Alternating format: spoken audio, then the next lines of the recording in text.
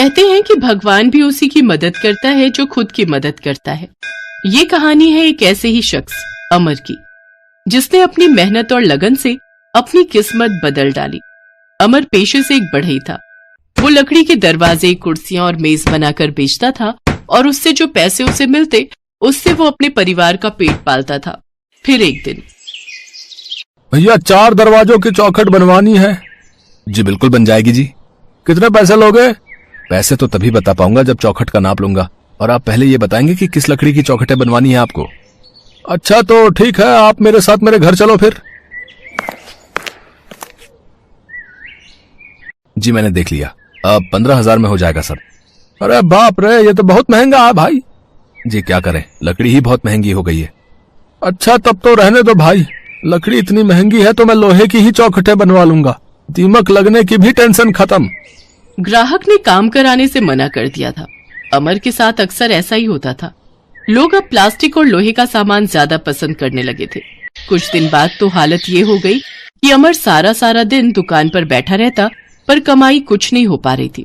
हालांकि कुछ लोग अमर की दुकान पर आते जरूर थे, लेकिन बस एक बात पूछने के लिए। भैया ये रामपुर यहाँ से कितना दूर है? यहाँ से दाएं लेकर 5 किलोमीटर सीधे चले जाओ भैया। चले जाओ मतलब यहाँ कोई बस या ऑटो तो मिलेगा ना? ना जी, यहाँ तो ना तो बस चलती है और ना ही ऑटो। लोग अपनी मोटरसाइकिल या स्कूटर से ही आते जाते हैं, नहीं तो पैदल। अमर रोज दुकान पर आता, लेकिन पता पूछने वालों के अलावा उसके पास कोई नहीं फटकता था। एक दिन अमर का बचपन का दोस्त तेजपाल उसकी दुकान पर आया। अमर कैसा भाई? अरे वाह तेजपाल, आज भाई मैं ठीक हूँ, तू बता। बस भाई रामपुर जा रहा था तो सोचा तुझसे मिलता चलूं। तेजपाल एक मैकेनिक था। अमर और तेजपाल बचपन के दोस्त थे। और बता भाई, काम धंधा कैसा चल रहा है? अरे बढ़िया भाई, महीने में ठीक ठाक कमाई हो जाती है। ग्राहक आते ही रहते हैं तो बस इसलिए दुकान से निकल नहीं पाता हूँ। तू अपना बता। मेरे पास तो वक्त ही वक्त है यार, सारा दिन मक्खी मारता हूँ, कोई नहीं आता। बस दिन भर रामपुर का रास्ता पूछने वाले आते रहते हैं। क्यों, ग्राहक क्यों नहीं आते? बस क्या बताऊं यार, एक तो मेरी दुकान बड़ी अलग थलग है, और दूसरा आजकल सभी लोग लोहे और वो प्लास्टिक का ही सामान खरीदते हैं। लकड़ी का बना किसी को कुछ नहीं चाहिए। कितनी कमाल की बात है ना, जिस लोहे से मेरा घर चलता है उसी लोहे ने तेरा काम बिगाड़ दिया यार। भाई लोहा तेरे लिए ही शुभ होगा, मेरे लिए तो अशुभ ही है। मेरी तो किस्मत में लकड़ी की तरह दीमक लग गई है यार। अच्छा तू भी लोहे से दोस्ती क्यों नहीं कर लेता मेरे भाई? मतलब मैं कुछ समझा नहीं, लोहार का काम सीखूं क्या अब? अबे बैल बुद्धि है, पहले पूरी बात तो सुन ले। तो बताना। देख यहाँ से बहुत से लोग रोज रामपुर जाते हैं कि नहीं जाते? हाँ, और रास्ता मुझसे ही पूछते हैं भाई। हाँ तो पगले, लोगों की समस्या देखकर तेरे दिमाग में ये आइडिया कैसे नहीं आया? कौन सा आइडिया भाई? अरे देख, जब इस सड़क पर कोई बस नहीं चलती, ऑटो नहीं चलता, तो तू एक ऑटो खरीद लेना यार, दिन भर सवारी ढो और खूब पैसे कमा। अरे हाँ यार, ये आइडिया तो बढ़िया है यार। हाँ भाई, तेरी लकड़ी की तरह तेरे दिमाग में भी दीमक लग गई है भाई। तेजपाल की इस बात पर दोनों दोस्त जोर जोर से हंसने लगे। तेजपाल वहां से चला गया, लेकिन जाते जाते वो अमर को एक शानदार आइडिया दे गया था। अमर मन ही मन अपने दोस्त को ढेर सारी दुआएं दे रहा था, लेकिन सवाल ये था कि पहले ही कड़की में चल रहा अमर ऑटो रिक्शा खरीदने के लिए पैसे कहां से लाए। अब अमर को तेजपाल का ही सहारा था। अगले दिन वो तेजपाल की दुकान पर पहुंचा।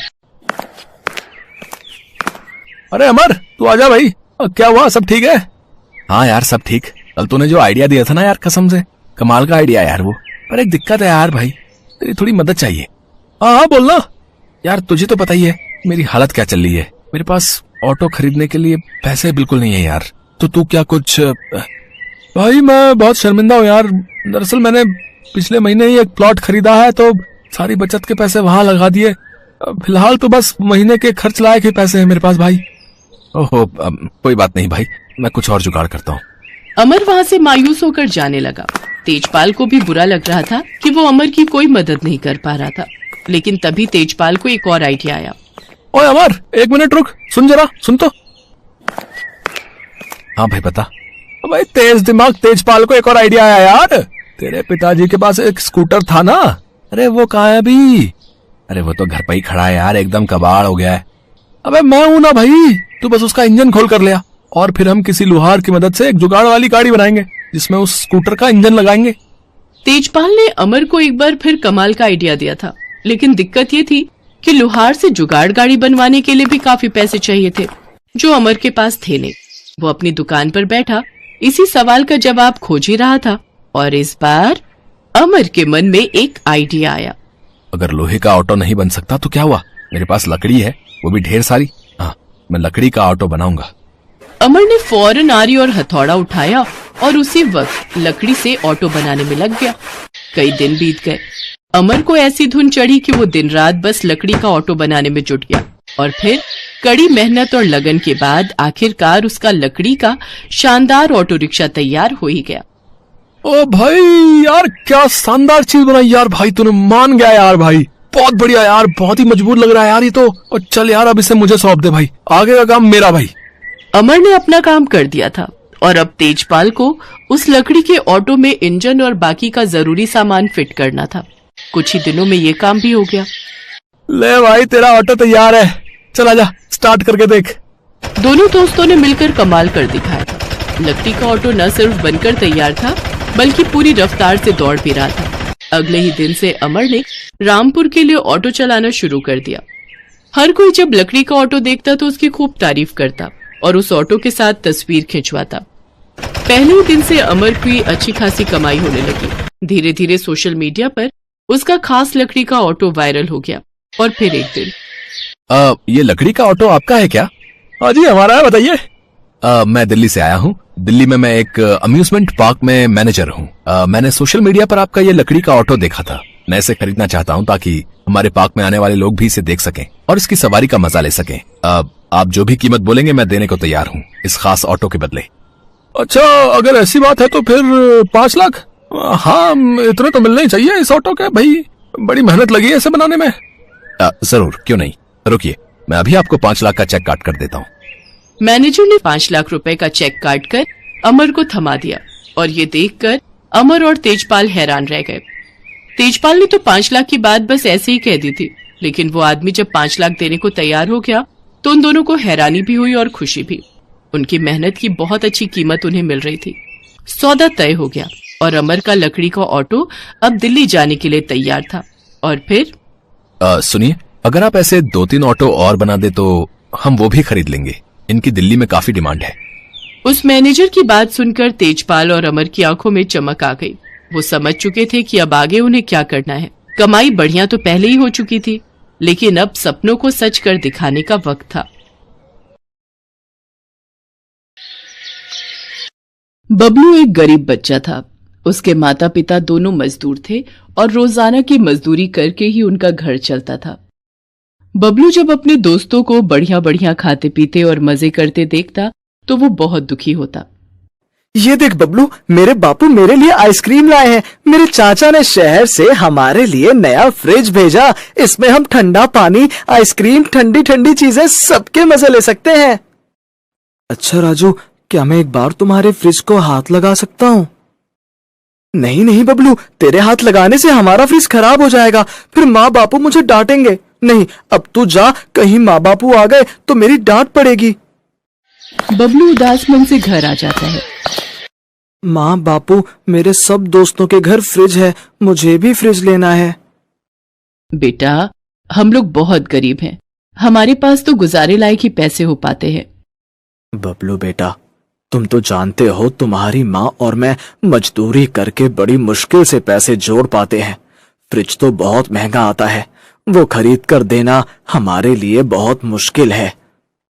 कहते कहते बबलू के माता पिता की आंखों में आंसू आ जाते हैं। माँ बापू, आप रो मत, मुझे फ्रिज नहीं चाहिए। बबलू ने अपने माता पिता को कह तो दिया, पर उसका ध्यान अभी भी फ्रिज की तरफ ही था। अगले दिन बबलू घर से दूर एक मैदान में अपने दोस्तों के साथ बैट बॉल खेल रहा था। तभी गेंद दूर बबलू के हाथ से दूर चली जाती है। अरे यार, गेंद तो उधर पुराने खंडहर में चली गई। बबलू, तूने ही गेंद फेंकी है, अब तू ही लेकर आएगा। पर उस खंडहर में तो जाना मना है, मेरी माँ कहती है वहां भूत और चुड़ैल रहते हैं। कुछ भी हो, गेंद तो बबलू को ही लानी पड़ेगी। ठीक है, मैं अंदर जाकर ले आऊंगा, तुम बाहर तो खड़े हो जाओगे ना? हाँ हाँ चल, हम बाहर खड़े हैं, तू अंदर जाकर गेंद ले आ।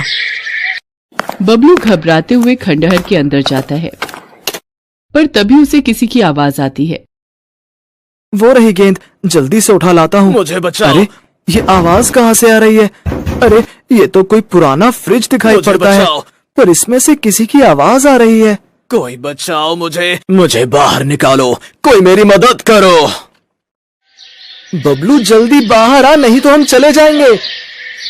आ रहा हूँ, रुको। ये लोग चले जाएंगे। बबलू अपने दोस्तों के साथ घर वापस तो आ जाता है, पर उसका ध्यान अभी भी खंडहर में रखे फ्रिज की तरफ जा रहा था, जिसमें से आवाज आ रही। अगली सुबह वो अपने माँ बापू से बोला, माँ बापू, कल जब मैं अपने दोस्तों के साथ खेल रहा था। बबलू खंडहर वाली बात अपने माँ बापू को बताता है। सुनो जी, अगर बबलू की बात में जरा सी भी सच्चाई है तो हमें खंडहर में जाकर देखना चाहिए, क्या पता किसी की जान खतरे में हो।